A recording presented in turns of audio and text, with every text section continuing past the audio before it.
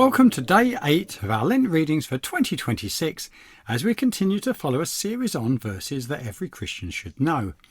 Today is our second day in John's Gospel, where we look at another well-known verse, this time from chapter 14. As previously, I will read it through twice. John 14, verse 6. Jesus answered, "I am the way and the truth and the life. No one comes to the Father except through me." John 14, verse 6. Jesus answered, "I am the way and the truth and the life. No one comes to the Father except through me." Something that Nicky Gumbel points out in one of the Alpha videos is that how Jesus points towards himself saying, "I am the way," whereas other religious leaders tend to point away from themselves to say, "That is the way," or "This is the way." But Jesus clearly states, "I am the way and the truth and the life." In stating that he is the way rather than a way, the truth rather than a truth, and the life rather than a life, he's making a very exclusive statement. Such a claim would be seen by many today as arrogant. This is understandable because it shows that they've grasped the implications of the claim that Jesus is making. If he is the only way to God, then all other ways must surely be wrong. In our diverse society, claims to exclusivity are rejected as intolerant. Society wants to include everyone's opinions, but when various truth claims are made that disagree, they can't all be right or true. The poet Steve Turner highlights this in his satirical poem Creed, when he says, "All religions are basically the same. They all believe in love and goodness and only differ on matters of creation, sin, heaven, hell, God and salvation."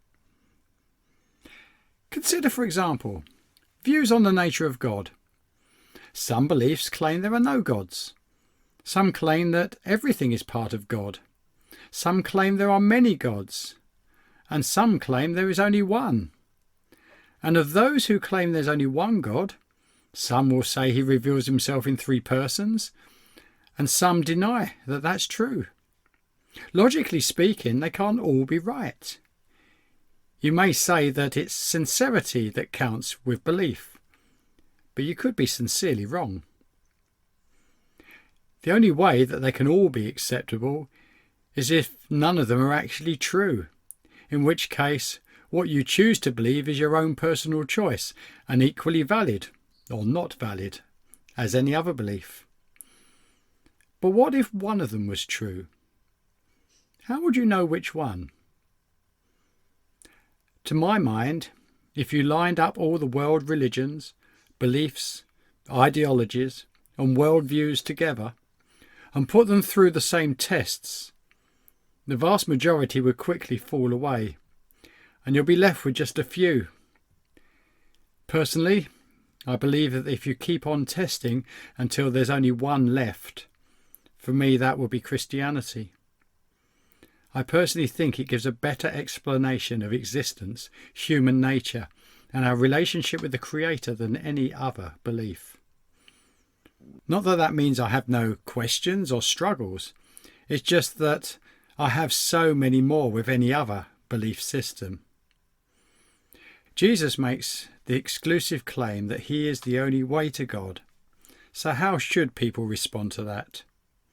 I think he only gives us the options of accepting it or rejecting him. You cannot take the claims of Jesus seriously and just sit on the fence and say, well, he was just a good teacher, wasn't he? I don't think you can call anyone just a good teacher if they falsely make such claims. He cannot just be liked. If he's right, he requires us to bow before him as Lord. If he's wrong, well, we can't trust anything else he says, and we must reject him as either deluded or worse still, deceptive. C.S. Lewis, who we've already quoted in one of the earlier readings, puts it like this: You can shut him up for a fool. You can spit at him, you can kill him as a demon, or you can fall at his feet and call him Lord and God. But let us not come with any patronising nonsense about him being a great human teacher. He's not left that open to us. He did not intend to.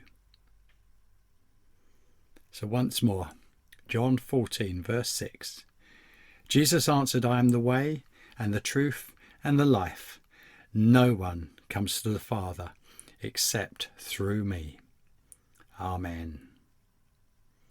Till next time, have a blessed day.